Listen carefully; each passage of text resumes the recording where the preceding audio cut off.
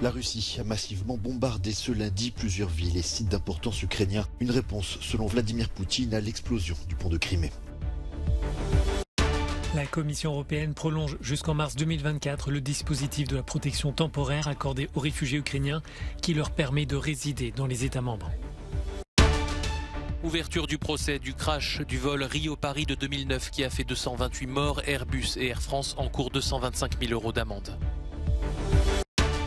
La première ministre française en Algérie pour relancer le partenariat économique avec Alger après une brouille diplomatique de plusieurs mois.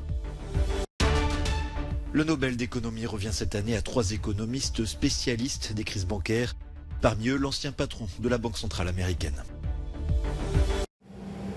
Nous sommes en plein centre-ville de Kiev. Il est un peu plus de 8 heures du matin quand un missile s'abat sur ce secteur de la capitale ukrainienne, l'un des 83 qui ont visé le pays ce lundi matin. Les frappes qui ont touché plusieurs grandes villes ukrainiennes ont fait au moins 11 morts et près d'une centaine de blessés, dont nombre de civils, selon le dernier bilan officiel.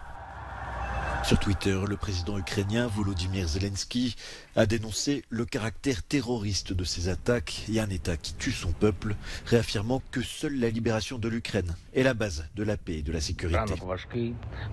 Nous avons affaire à des terroristes. Des dizaines de missiles, des drones iraniens nous ont frappés. Ils ont 2 cibles, les installations électriques, semer la panique et le chaos, détruire notre système énergétique. Ils sont sans espoir. La deuxième cible est la population. Ils ont délibérément choisi un tel moment, de tels objectifs, afin de causer autant de mal que possible. Mais nous sommes ukrainiens. Même si peu de doutes subsistaient, Vladimir Poutine a confirmé en fin de matinée que la Russie est bien à l'origine de l'attaque. Il s'agit de la réponse de Moscou à l'explosion survenue sur le pont de Crimée samedi, le président russe ayant estimé qu'un tel acte ne peut pas rester impuni. Il a aussi très clairement menacé l'Ukraine à l'avenir, mettant en garde contre des répliques sévères en cas de nouvelles attaques. Une rhétorique habituelle pour Vladimir Poutine qui affirme ne faire que se défendre dans ce conflit qu'il qualifie toujours d'opération militaire spéciale. La Commission européenne maintient l'effort pour aider les réfugiés ukrainiens. L'institution a décidé lundi de prolonger jusqu'en mars 2024 la réglementation sur la protection temporaire. Cet instrument, activé pour la première fois il y a 7 mois, permet aux Ukrainiens de résider dans l'Union et il leur ouvre certains droits sociaux. La Commission propose aussi d'étendre cette protection à ceux qui veulent rentrer dans leur pays, mais qui craignent de perdre les bénéfices de ce dispositif. De nombreux Ukrainiens qui sont venus et qui ont demandé la protection temporaire sont désormais de retour chez eux parce qu'ils veulent reconstruire leur pays et je salue ce choix. Ils doivent se désinscrire de la protection temporaire, mais beaucoup d'entre eux hésitent à le faire car ils pensent qu'ils pourraient avoir à fuir à nouveau. Nous le voyons avec de nouvelles bombes qui s'abattent à nouveau sur Kiev. C'est pourquoi nous avons pris cette décision. Il n'est pas nécessaire de se désinscrire. Il suffit juste de signaler que vous quittez l'Union européenne et que vous rentrez chez vous. Il est important de le notifier, mais vous pouvez garder votre carte.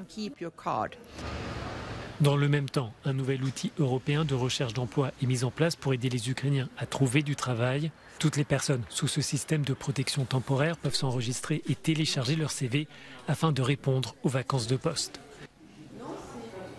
Selon Eurostat, 250 000 ressortissants ukrainiens sont enregistrés dans 18 États membres en tant que demandeurs d'emploi. Certains peinent à trouver un contrat, comme Karina.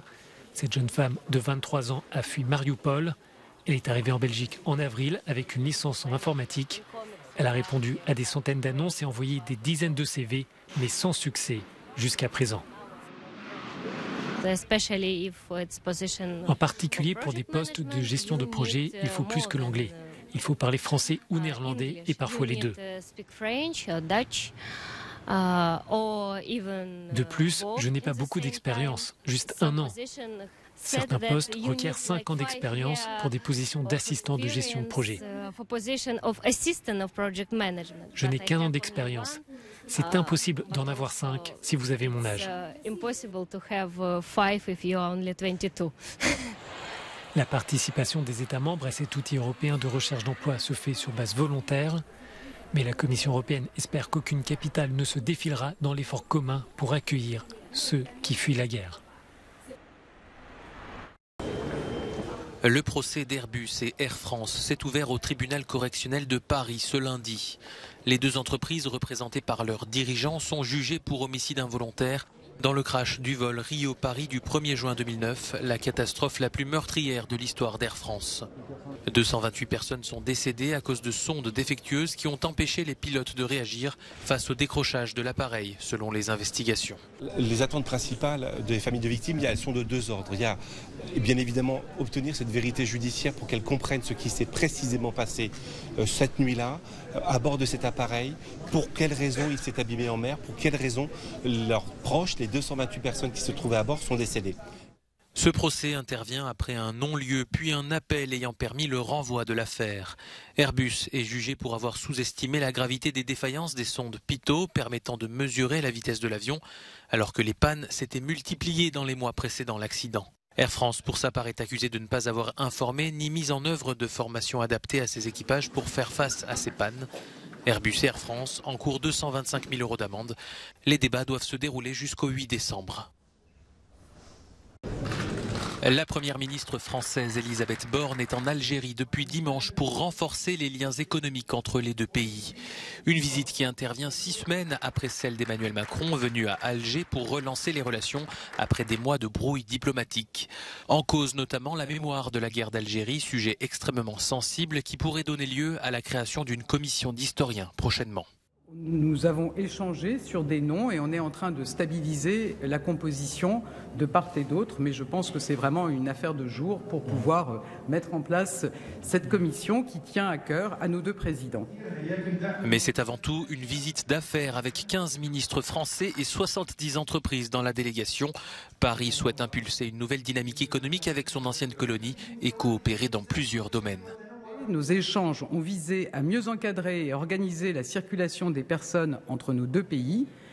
Nous avons évoqué les moyens d'encourager les mobilités étudiantes, scientifiques, artistiques, je pense au programme de résidence d'artistes, et bien sûr économiques. Nous avons constaté ensemble la qualité du dialogue politique entre les deux pays à tous les niveaux et notamment entre les présidents des deux pays, ainsi qu'une vision commune et solide sur la question clé du renforcement de la concertation et de la coordination autour des questions régionales et internationales d'intérêt commun. Face à une influence chinoise grandissante au même titre que celle de la Turquie, la France souhaite conserver son rang de deuxième fournisseur et investisseur dans le pays. Le prix Nobel d'économie 2022 a été attribué à l'ancien président de la Réserve fédérale américaine, Ben Bernanke, et à 2 autres économistes américains, Douglas Diamond et Philip Dybvig. Ils sont récompensés pour leurs recherches sur les banques et les crises financières. Selon le jury, leurs travaux montrent pourquoi il est nécessaire d'éviter l'effondrement des banques.